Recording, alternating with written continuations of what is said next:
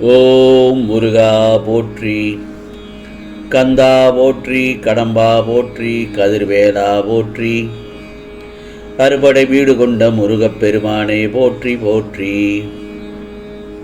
என் செல்ல பிள்ளையே, நாளை பங்குனி உத்தரத்தில் நீ நினைத்ததெல்லாம் நடக்கும். இந்த முருகப்பெருமான் சொல்வதை கேட்டுவிட்டு சந்தோஷமாக தூங்கு. என் செல்ல பிள்ளையே, நாளை காலை நல்லதொரு காலை விடியலில் பங்குனி உத்தரத்தில் உனக்கு நல்லது நடக்கப் போகிறது.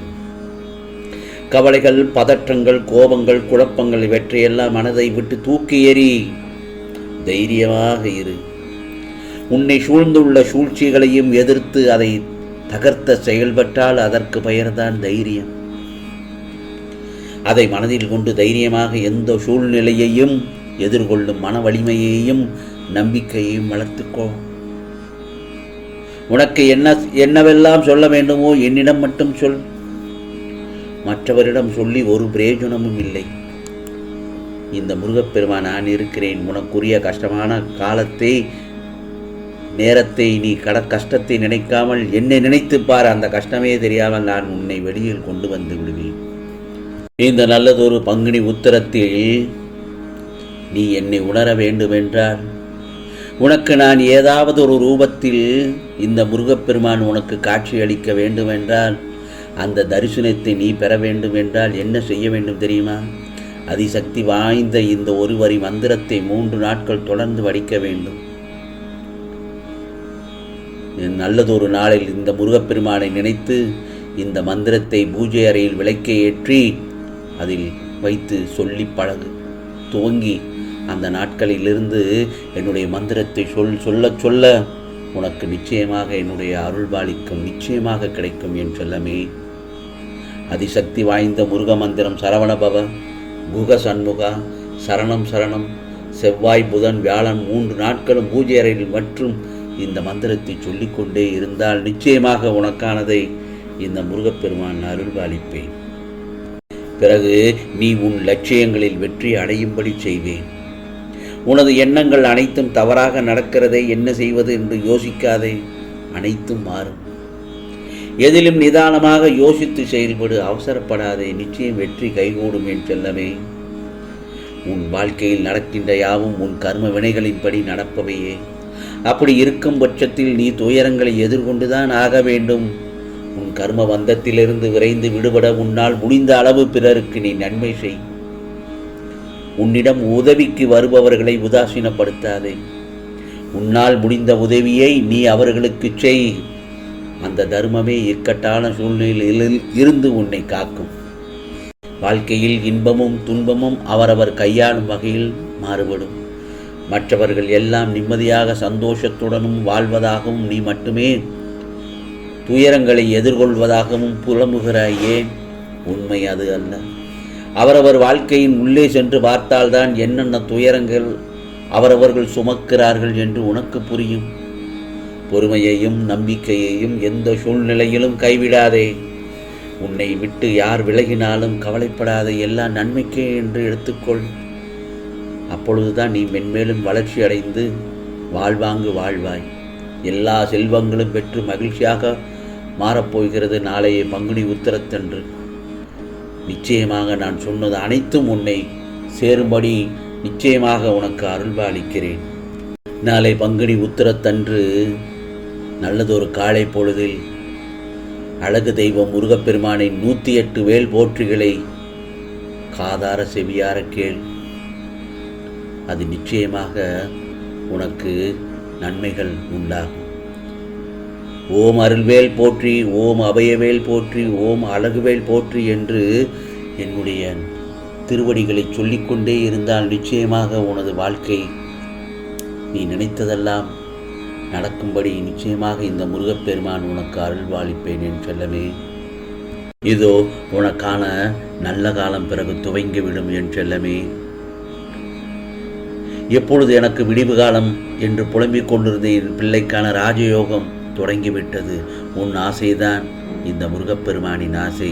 எல்லா திசைகளிலும் நான் உன்னை சூழ்ந்து நிற்கும் போது நீ எதற்காக பயப்படுகிறாய்? நீ எனது பிடியிலேயே தானே இருக்கிறாய். நானே உனது தந்தை பாதுகாவலன். அப்படி இருக்கும்போது உனக்கு துன்பம் நேர நான் எப்படி அனுமதிப்பேன்? உனது எல்லா கவலைகளில் இருந்தும் உன்னை எப்படி விடுவிக்கின்றேன் என்று மட்டும் பார். கஷ்டம் என்பது எல்லோருக்கும் வருவதுதான். அதன் பிடியிலிருந்து யாரும் தப்புவதில்லை. இதை நீ தெரிந்தும் உணராமல் இருக்கிறாய். மற்றவர்களுக்கு கஷ்டம் என்றால் முன்னால் ஓடிப்போய் ஆறுதல் சொல்வாய். இப்போது உனக்கு கஷ்டம் என்ற நிலை வந்ததும் ஆற்றாமல் ஏதோ நினைத்து கொண்டு வாழ்வில் பிடிப்பில்லாமல் இருக்கிறாய் அல்லவா? கவலைப்படாதே என் செல்லமே.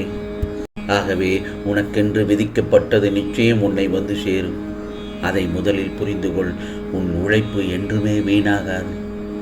வாழ்வில் லட்சியத்தை அடைய வேண்டும் என்ற எண்ணமும் பொறுப்பும் கண்டிப்பாக இருக்க வேண்டும். அதே சமயம் எதையும் ஏற்றுக்கொள்ளும் பக்குவமும் அவசியமாக வேண்டும். சில நேரங்களில் முருகா, எனக்கு இந்த வாழ்க்கையே வேண்டாம் என்று சொல்லும் அளவிற்கு அனுதினமும் ஏதாவது ஒரு கஷ்டம் எனக்கு மட்டும் வந்து கொண்டே இருக்கிறதே என்று புலம்புகிறாய். நான் உனக்கு பலமுறை கூறிவிட்டேன், இந்த உலகில் உள்ள அனைவருக்கும் இது போன்ற கஷ்டங்கள் நடந்து கொண்டுதான் இருக்கிறது, பிரச்சனைகள் இருந்து கொண்டுதான் இருக்கிறது. உனக்கு பெரிதாக தெரியும் பிரச்சனை மற்றவர்களுக்கு சிறிதாகப்படும். உனக்கு சிறிதாக இருக்கும் பிரச்சனை மற்றவருக்கு பெரிய பிரச்சனையாக இருக்கும். உன்னுடைய பலத்தை நீயே நம்பவில்லை முதலில். பிறகு அப்படி இருக்கும் பட்சத்தில் வேறு யார் உன்னை நம்புவது? நம்பிக்கையோடும் மனதைரியத்தோடும் நிதானமாக யோசித்து செயல்படு என்றுதான் உன்னிடம் நான் பலமுறை கூறுகிறேன். ஆகவே எல்லோருக்குமே வாழ்க்கையில் ஏமாற்றம், துரோகம், தோல்விகள் எல்லாம் இருக்கத்தான் செய்யும். அவற்றையெல்லாம் பொருட்படுத்தவே கூடாது. சில விஷயங்களை நீ அப்படியே விட்டுவிட்டு அடுத்த நிகழ்வுகளை நோக்கி பயணப்படுத்துவது உனக்குத்தான் நல்லது. ஏனென்றால் உன்னை சுற்றியுள்ள சில பிரச்சனைகளுக்கான தீர்வு உன்னிடமே இருக்கிறது. ஆனால் நீயோ அதை புரிந்து கொள்ளாமல் அந்த பிரச்சனைக்கான தீர்வை தேடி அழைந்து கொண்டிருக்கிறாய். கவலைப்படாதே. உன்னிடம் உள்ள பிரச்சனை உனக்கு தைரியம் கிடையாது, வைராக்கியம் கிடையாது. இருந்திருந்தால் உன் லட்சியத்தை நீ அடைய முயற்சி செய்திருப்பாய். ஆனால் உன் தோல்வியை நினைத்து தாழ்வு மனப்பான்மை அடைந்து அதிலிருந்து தப்பிக்க பிரச்சனைகளை வளர்த்து கொண்டாய். நீ நான் சொன்னதை கேட்க வேண்டும் என்று அடம் பிடிக்கிறாய் அல்லவா? நான் சொல்வதை கொஞ்சம் கேட்டுப்பார். உன் எதிர்காலம் நன்றாக இருந்தால்தான் எனக்கு பெருமை. நீ வாழ்வாங்க வாழ வேண்டும், வாழ்வாய். நிச்சயமாக உனக்கு நியாயமான கோரிக்கைகளை நிறைவேற்றத்தானே இந்த முருகப்பெருமான் அவதாரித்திருக்கிறேன். கவலைப்படாதே என் செல்லமே. நிச்சயமாக நாளை பங்குனி உத்திரத்தில் நீ நினைத்ததெல்லாம் நடக்கும். கேட்டு சந்தோஷமாக தூங்கு. காலை எழுந்து என்னுடைய ஆலயத்திற்கு வா. உனக்கு நிச்சயமாக ஏதாவது ஒரு ரூபத்தில் வந்து உனக்கு அருள்பாலிப்பேன். அந்த சமயத்தில் நீயே மனதார உணர்வு பூர்வமாக என்னை பார்த்து ஆனந்தப்படுவாய். இது முருகப்பெருமானின் அருள் வாக்கு, சத்திய வாக்கு. உனக்கானதெல்லாம் நிச்சயமாக நல்லது நடக்கும். நல்லது மட்டுமே நடக்கும். அதுவும் நன்மையாகத்தான் நடக்கும். இது முருகப்பெருமானின் அருள் வாக்கு. ஓம் சரவண பவ, ஓம் சரவண பவ, ஓம் சரவண பவ.